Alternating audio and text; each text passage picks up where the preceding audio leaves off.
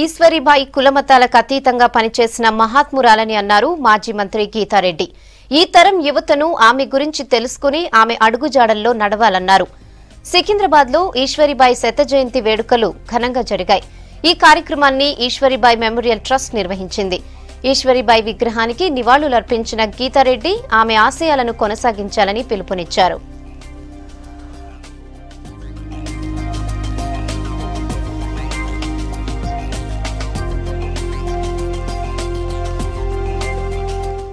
శ్రీమతి J Eshwari Bai గారి విగ్రహం వద్దున్నాము.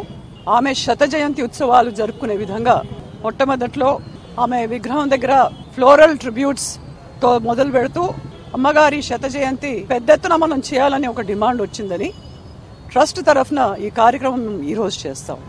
మరి తన గురించి చెప్పాలంటే ఈ రోజు కూడా మహిళలు వారి గళాన్ని అంత గట్టిగా వినిపించడం లేదు.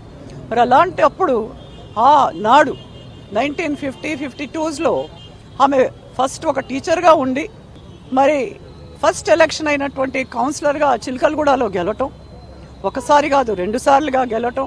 ఆ రోజుల్లో కూడా వాళ్ళకన్నీ మరి వర్క్ సెంటర్స్ పెట్టి కుట్టు నేర్పి కుట్టు మిషన్లు ఇప్పించడం, అలాగే ఎంబ్రాయిడరీ మరి ఉల్లతో నిట్టింగ్ నేర్పించడం, ఇలాంటివన్నీ కూడా వొకేషనల్ ట్రైనింగ్ ఆమె ఆ రోజు ఆలోచించి చేశారు. అదే కాకుండా ఎడ్యుకేషనిస్ట్ కూడా బాగా చదువుకోవాలి, ముఖ్యంగా ఆడపిల్లలు చదువుకోవాలని చెప్పి ఆమె దృక్పథం. కాబట్టి తన ఒక గీతా విద్యాలయం అని చెప్పేసి కట్టి అక్కడ మరి మిడిల్ స్కూల్ వరకు కూడా పేద పిల్లల వరకు స్కూల్ రన్ చేసేది. మరి మహిళల సాధికారత గురించి మరి విద్యార్థులు కూడా పైకి ముందుకు రావాలని చెప్పి మహిళలు ముందుకు రావాలని ప్రయత్నంలో ఉండేది.